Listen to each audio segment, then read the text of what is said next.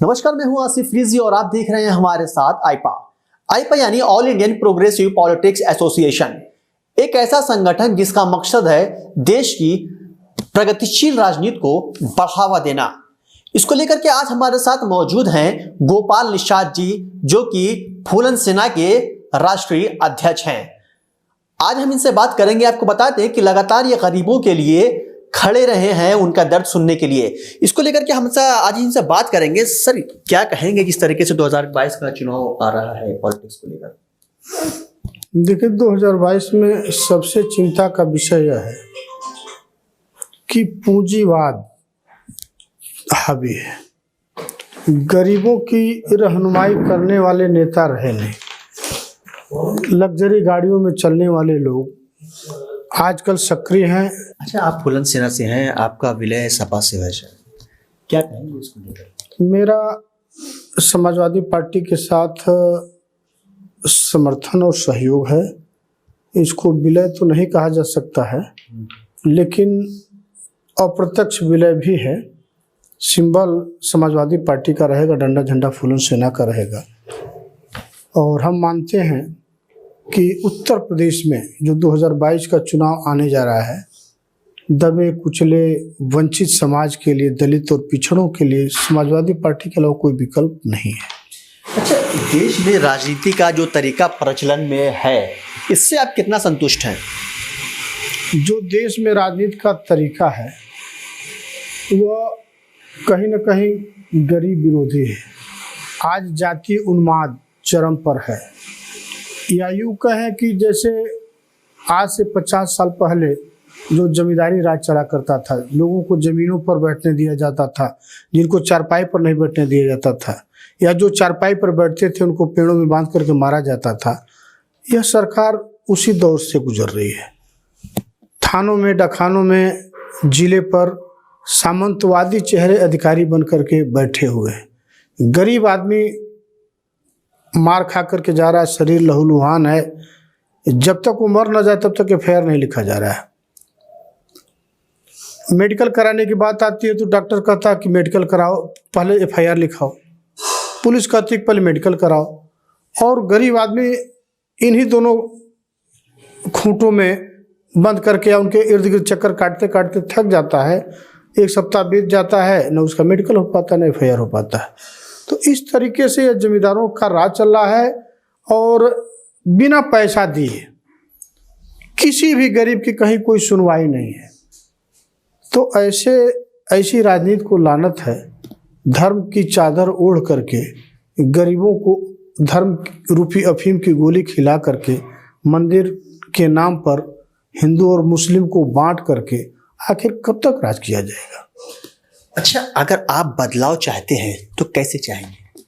देखिए, बदलाव हमारे चाहने से नहीं होना है, बदलाव तो जनता करती है। अच्छा, हर दल अपने आप को लोकतांत्रिक कहता है, क्या वास्तव में दल लोकतांत्रिक है? देखिए, लोकतंत्र और लोकतांत्रिक तो एक मुद्दा बन करके रह गया है। और लोकतांत्रिक पैटर्न पर आज के तारीख में जो भी मजबूत दल हैं वो कोई भी काम नहीं कर रहे हैं। सब पूंजीवादी तंत्र पर काम कर रहे हैं।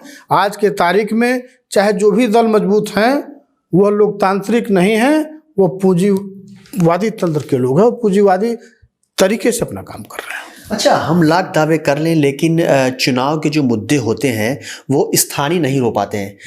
चुनाव किसी न किसी भावनात्मक मुद्दे पर मतलब हो जाते हैं। तो इसको लेकर के दोषी कौन होगा? देखिए, नेता तो भाई मुद्दा बनाएगा। वह जनता की नब्ज टटोलता है कि कौन सा हम नब्ज पकड़ें कि जनता हमारी दीवानी हो जाए। शिक्षा, स्वास्थ्य, जीवन के सर्वांगीण विकास के दूसरे मुद्दे कैसे राजनीति का हिस्सा बनेंगे? देखिए, जो इस देश में श्रम कानून बना, श्रम कानून की मंशा रही कि एक इंसान को इतना मजदूरी मिलना चाहिए कि वो रोटी कपड़ा और मकान के बाद कम से कम उसकी दवाई और पढ़ाई, स्वास्थ्य और शिक्षा और प्लस सामाजिकता बरकरार रह सके। वर्तमान जो सरकार चल रही है,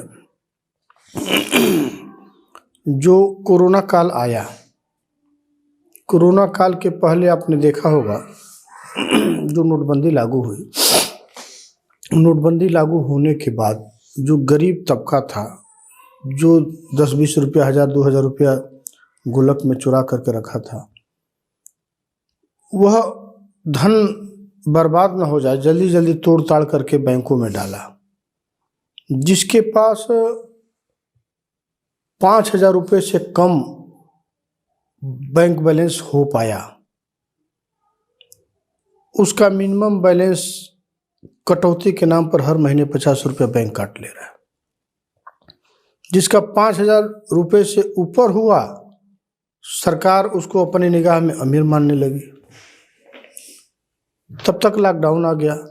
लॉकडाउन में मोदी जी ने और बीजेपी सरकार ने पूंजीपतियों के इशारे पर, जब कल कारखाने बंद हो गए, सारे मजदूर भाग पर आकर के घर चले आए, तब तक दूसरी लहर आई। और दूसरी लहर के बाद आज जब लॉकडाउन मुक्त यह देश हुआ, तो जो मजदूर सूरत, मुंबई, कलकत्ता, दिल्ली में जाकर के 1000, 1200, 1500 रुपया दिहाड़ी कमाता था, उन कंपनियों को टाटा बिरला, डालमिया, मुकेश अंबानी जैसे लोगों ने खरीद लिया। अब उसी कंपनी में वही मजदूर 8 घंटा के बजाय 12 घंटे काम करने को मजबूर है, और 12 घंटे के एवज में उसको 300 रुपये से 400 रुपये दिहाड़ी मिल रही है। तो जब 300 रुपये से 400 रुपये जब उसको दिहाड़ी मिलेगी, तो वो 10,000 रुपया से अधिक नहीं कमा पाएगा महीने में। और जब 10,000 रुपये से अधिक नहीं कमा पाएगा, तो निश्चित तौर पर उसकी माँ, उसकी बहन, उसकी बेटियाँ, उसके माँ, उसके पिता ये मजबूर हो जाएंगे। उनके बच्चों का दाखिला नहीं हो पाएगा, कापी किताब फीस नहीं जुट पाएगी, साग सब्जी नहीं जुट पाएगा, तो वो मजबूर होकर दूसरों के खेतों में, जैसे आज के पहले सोहनी, रोपनी, कटिया मजूरी लोग करते थे, वो करने को मजबूर हो जाएंगे। 10 साल वो कंपनी में खट लेगा, टीबी का मरीज हो जाएगा। तो यह सरकार चाहती है, देश से लेबर एक्ट को उसने ख़त्म कर दिया, श्रम कानून ख़त्म हो गया। जिन मजदूरों ने सीने पर गोलियां खा करके 12 घंटे के काम को 8 घंटे लागू कराया, आज वही मजदूर इस मोदी युग में, मोदी राज में 12 घंटे को खटने को मजबूर है। तो उनकी शिक्षा कैसे साकार होगी? उनका सामाजिक जीवन, उनका स्वास्थ्य कहाँ से बरकरार रह पाएगा? वो रोटी के ऊपर कपड़ा और मकान तक भी नहीं उठ पा रहा है। तो इसका एकमात्र समाधान, सभी रोगों का एक ही इलाज, परिवर्तन, सत्ता परिवर्तन और व्यवस्था परिवर्तन। बिना इसके अभी तक तो मैं देख रहा हूं कि लाशें वहीं है, बदला कफन है। सरकार किसी की भी बने, लेकिन व्यवस्था नहीं बदल पा रही है। सरकारें बदल जा रही हैं, नेता प्रेता बदल जा रहे हैं, लेकिन आईएएस, पीसीएस जो नौकरशाह हैं वही हैं। सरकार किसी की भी बने, कानून वो बनाते हैं, देश वो चलाते हैं। तो जरूरत है देश में नौकरशाहों को भी बदला जाए। जब तक नौकरशाह नहीं बदलेगा, तब तक देश की व्यवस्था नहीं बदल सकती। और जब देश की व्यवस्था नहीं बदलेगी, तो गरीबों को स्वास्थ्य, शिक्षा, लिखाई, पढ़ाई, रोजी रोजगार केवल कोरी कल्पना बन करके रह जाएगी। असंतुष्ट होकर वोट देना, सपना पूरा करने के लिए वोट देना, और अपने सपने को पूरा करने के लिए जनता वोट करती है और सरकार बदल भी देती है, लेकिन उनके सपने पूरे नहीं हो पाते। क्या करे जनता? देखिए, जनता, खास तौर से जो गरीब जनता है, वही सरकार बनाती है, वही सरकार बिगाड़ती है। बिना उनके जोड़न के किसी की दही जमने वाली नहीं है। लेकिन वो अपनी ताकत को एक्शन और रिएक्शन के रूप में यूज करता है। इस व्यवस्था से ऊपर उठ करके जनता को एक साम्यवादी, एक समानतावादी, एक समाजवादी विचारधारा की सरकार बनाने की आवश्यकता है। अच्छा, जनता क्या करे? ऐसे में जनता को क्या करना चाहिए? क्योंकि जनता जितना परेशान है, कई सरकारें बदल देती हैं लेकिन कुछ नहीं होता, फिर वहीं का वहीं जनता रह जाती है, वही निराशा हाथ लगती है। जनता करे तो क्या करे आखिर? जनता जो लोकसभा और विधानसभा के जो चुनाव होते हैं, हमने खुद विधानसभा का चुनाव लड़ा है। जनता को लगता है कि फलाना के पास लग्जरी गाड़ियां नहीं है, इसके पास रुपया नहीं है, यदि मैं इसको वोट देता हूं तो मेरा वोट व्यर्थ जाएगा। अपने वोट को व्यर्थ जाने के चक्कर में वह जीतने वाले व्यक्ति को जिता देती है और हारने वाले व्यक्ति को हरा देती है। जनता को चाहिए कि जो गरीबों के सवालों को लेकर के उनके लिए संघर्ष करता हो, जो गरीबों की आवाज़ उठाता हो, जो गरीबों के लिए जेल जाता हो, उसको अवसर दे, बिना किसी परवाह के कि मेरा वोट व्यर्थ जाएगा या सार्थक होगा। जनता सिर्फ इस चीज़ को छोड़ दे तो कम से कम गरीबों के वोटों की गिनती हो जाएगी और आने वाले कल में सत्ताधारी या पूंजीवादी व्यवस्था के लोगों को बढ़िया जवाब दिया जा सकता है। क्या युवाओं को राजनीति में नेतृत्व देना राजनीति बदलने के लिए काफ़ी होगा? देखिए, राजनीति में परिपक्वता भी मायने रखती है। आईएएस और पीसीएस बन जाना बहुत बड़ी बात नहीं है, लेकिन राजनीति में मैच्योर्ड होना एक बहुत बड़ी बात है। युवाओं के हाथ में चाबी देना चाहिए, उनको अवसर मिलना चाहिए, लेकिन साथ ही बुजुर्गियत की भी अहमियत का ख्याल रखना पड़ता है। बिना बुजुर्गों की राजनीति को सही दिशा ले जा पाना संभव नहीं है। अच्छा, आरक्षण व धार्मिक मुद्दे को लेकर के राजनीति क्यों नहीं करनी चाहिए? मेरा तो मानना है कि आरक्षण को लेकर राजनीति करना चाहिए। धर्म नफरत पैदा करती है, लेकिन आरक्षण अधिकार पैदा करता है।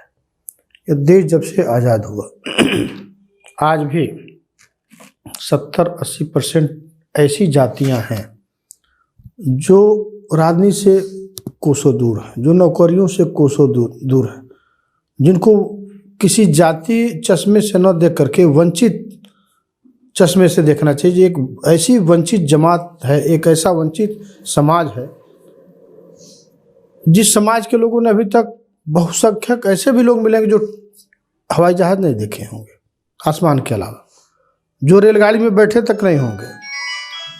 तो ऐसे वंचित लोगों के लिए आरक्षण की बात होनी चाहिए। जैसे यदि हम 10 नाद में भूसा डाल दें और 10 गायों की जगह एक सांड आ जाए जी, तो सारे गायों को खदेड़ देगा और सारा भूसा अपने हजम कर जाएगा। आरक्षण की व्यवस्था ठीक उसी पैटर्न पर इस देश में लागू है। कहने के लिए 27% पिछड़ों को आरक्षण है, कहने के लिए 22% दलितों को आरक्षण है। मात्र 15% आबादी के लोगों को इस देश में 10% का जो आरक्षण दे करके आरक्षण के नाम पर जो नंगा नाच किया गया, यह बहुत ही विभत्स है और मैं इसकी निंदा करता हूँ। आरक्षण उसको मिलना चाहिए जो आर्थिक तौर पर कमज़ोर हो, जिनका सामाजिक स्तर कमज़ोर हो, जिनका राजनीतिक स्तर कमज़ोर हो, जो समाज में बिल्कुल शोषित कहे जाते हों, दबे और कुचले कहे जाते हों, ऐसे लोगों को राजनीति का आरक्षण मिलना चाहिए, सामाजिक आरक्षण मिलना चाहिए, नौकरियों में आरक्षण मिलना चाहिए, पढ़ाई लिखाई में आरक्षण मिलना चाहिए। अगर धार्मिक मुद्दे को लेकर के राजनीति होगी तो आपको नहीं लगता है कि जिस तरीके से विकास है वो पीछे रह जाएगा? देखिए, जब जब इस देश में धार्मिक मुद्दे गर्म हुए हैं तब तब यह देश कमज़ोर हुआ है। मैं उदाहरण देना चाहूँगा, जब इस देश पर मुगलों का शासन था, मुगलों ने अकबर बादशाह के दौर में एक दीन ए इलाही धर्म चला था। अकबर ने कहा कि यह कैसा धर्म है कि जो मंदिरों में घुसने नहीं देता है, यह कैसा धर्म है कि जो पढ़ाई करता है तो जीभ काट ली जाती है, पढ़ाई सुनता है तो कान में शीशे गला करके डाल दिए जाते हैं, कुएं पर यदि पानी पी लेता है तो उसको पेड़ में बांध करके मारा जाता है, उसको टोटी और नल छूने नहीं दिया जाता है। आओ हमारे धर्म में और हमारे साथ बैठ करके एक थाली में सभी लोग खाना खाओ। उससे प्रभावित होकर के जो छुआछूत से पीड़ित जनता थी, पीड़ित समाज था, उन लोगों ने इस्लाम धर्म कबूल किया। ब्राह्मणों को लगा कि ये हमारे धर्म में घोर दखलंदाजी हो रही है, इस नाते इस्लाम धर्म का विरोध हुआ और मुसलमानों के खिलाफ बरगलाया गया इस देश को, इस समाज को, और यह कहा गया कि मुसलमानों को भगाना होगा। हम देखिए मुसलमानों के समर्थक नहीं हैं, लेकिन कुछ मुसलमानों की अच्छाइयाँ, कम से कम आज भी मुस्लिम बिरादरी के लोग एक गिलास से पानी पी लेते हैं, एक थाली में बैठ करके खाना खा लेते हैं। यह चीज़ हमारे धर्म में नहीं है। और इन लोगों ने, जब दलित बिरादरी के लोगों ने इस्लाम धर्म कबूल करना शुरू किया, तब हिंदू और मुस्लिम का नारा दे करके इन्हीं बैकवर्ड समाज को, इन्हीं दलित समाज को मुसलमानों के खिलाफ बरगलाया गया। और जब इस देश पर अंग्रेजों का शासन हुआ, जब अंग्रेजों ने बलि प्रथा को बंद कर दिया, जब दलित और पिछड़ों के घर कोई नौजवान, कोई बेटा पैदा होता था तो उसके पहले बेटे को पत्थर पर से गिरा करके बलि चढ़वा दी जाती थी। बाल विवाह को अंग्रेजों ने खत्म कराया। पढ़ने लिखने का अधिकार अंग्रेजों ने लागू किया। शूद्रों को धन रखने का अधिकार नहीं था, वह अधिकार दिलाया। ब्राह्मण वर्ग को लगा कि ये तो हमारे धर्म पर हमला हो रहा है, हमारी रोजी रोटी प्रभावित हो रही है।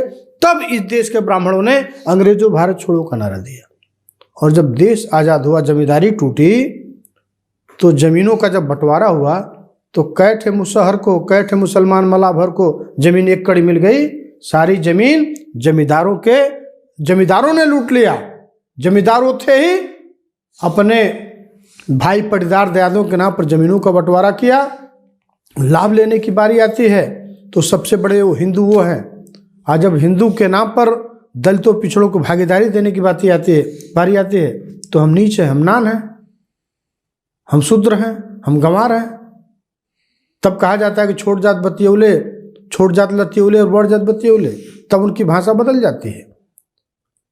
हम उनकी लड़ाई लड़ते हैं और जब हमारे ऊपर आफत विपत आती है, हमारे साथ अन्याय और अत्याचार होता है, तब हम शूद्र हो जाते हैं, हम नान कहलाते हैं।